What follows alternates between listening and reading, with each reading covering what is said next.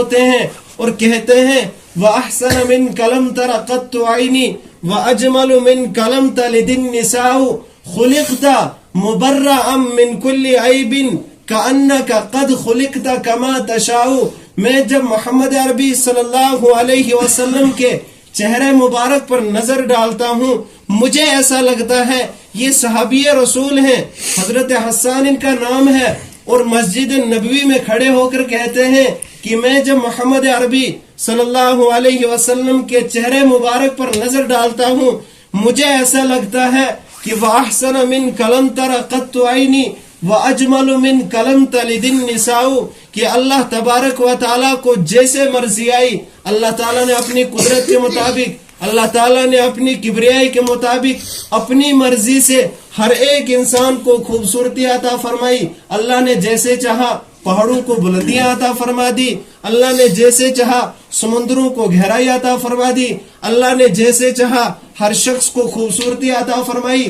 لیکن جب محمد کی باری آئی، آخری نبی کی باری آئی، تو یہ صحابی رسول حضرت حسان کہتے ہیں کہ وَأَحْسَنَ مِنْكَ لَمْ تَرَ قَطُّ عَيْنِي وَأَجْمَلُ مِنْكَ لَمْ تَلِدِ النِّسَاءُ. اللہ تعالیٰ نے اپنی مرضی سے ان کو نہیں بنایا، لیکن وَأَحْسَنَ مِنْكَ لَمْ تَرَ قَطُّ عَيْنِي.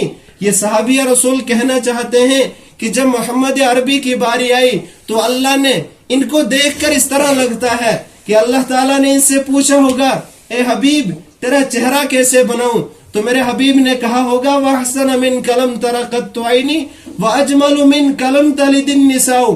کیونکہ ان کے چہرے کو دیکھ کر ایسا لگتا ہے کہ اللہ تعالیٰ نے ان سے پوچھا ہوگا کہ تیرا چہرہ کیسے بناؤں، تو انہوں نے کہا ہوگا کہ میرا چہرہ ایسا بنا کہ میں ایک طرف آسمان کی طرف رخ کروں تو قبلہ بدل دے. قد نرا تقلب وجهك في السماء.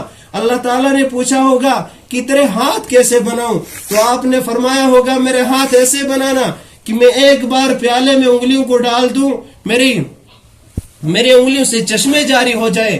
اللہ تعالیٰ نے پوچھا ہوگا تیری آنکھیں کیسی بناؤں، تو انہوں نے فرمایا ہوگا میری آنکھیں میرے رب ایسی بنانا کہ اگر میں کسی مشرک کی طرف ایک بار نظر اٹھا کر دیکھ لوں وہ مسلمان صحابی بن جائے.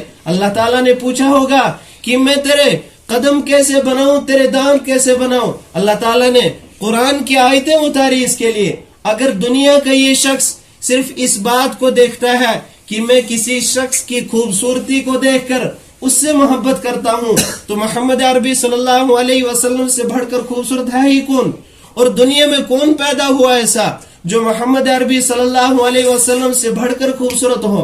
ایک بار آپ صلی اللہ علیہ وسلم مسجد نبوی کے سین میں آرام فرما رہے ہیں اور ایک صحابی مسجد میں داخل ہوئے اور رات کا وقت ہے، اندھیرا ہی اندھیرا چھایا ہے.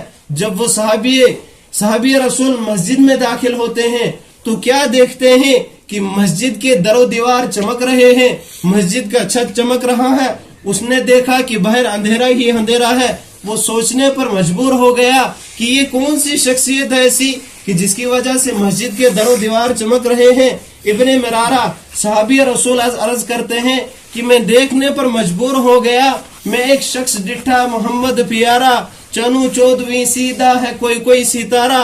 میں دوہاں نو دیکھاں دبارہ خدا دی قسم چند مکتم دے سامے محمد دا چہرہ سونا نظری آوے.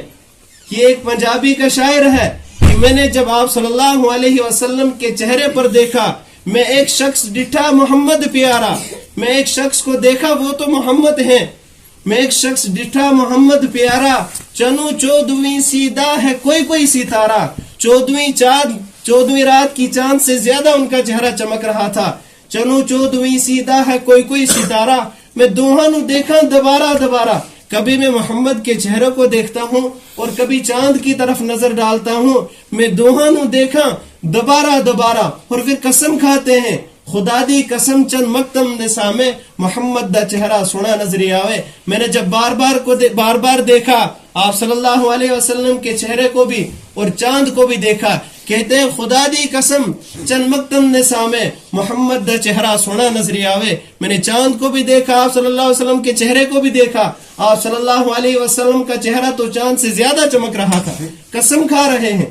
اگر یہ دنیا کا شخص کہتا ہے کہ میں دنیا کی خوبصورتی کو دیکھ کر محبت کرتا ہوں دنیا سے، یا کسی شخص یا کسی ہیرو کی خوبصورتی اور اس کی ایکٹنگ کو دیکھ کر اور اس کی فائٹنگ کو دیکھ کر اور اس کی ترقی جیسے وہ جس طرح ترقی کر رہا ہے اس کی اس ترقی کو دیکھ کر اس طرح میں محبت کر رہا ہوں. یہ شخص لائق ہو ایسا شخص جس کا چہرہ چمکے اور پوری مسجد روشنی سے منور ہو جائے.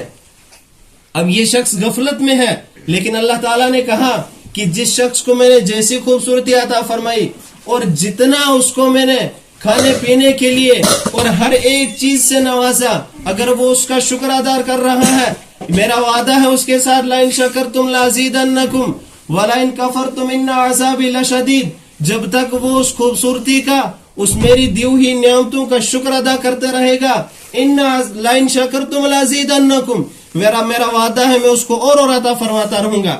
اگر نہیں تو ان عذابی لشدید، اگر نہیں شکر ادا کرتا تو پھر وہ انتظار کرے. کس بات کا انتظار کرے؟ ان عذابی لشدید، میرا عذاب بہت خطرناک اور دردناک عذاب ہے.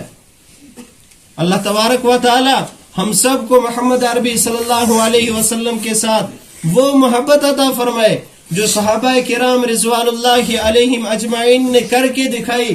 نہ انہوں نے اپنی جان کو دیکھا، نہ اپنی اولاد کو دیکھنا، نہ اپنے والدین کو دیکھا، نہ دنیا کو دیکھا، بس صرف قربان ہو گیا آپ صلی اللہ علیہ وسلم پر. اور آپ نے بھی فرمایا تھا وہ شخص تب تک مومن نہیں ہو سکتا.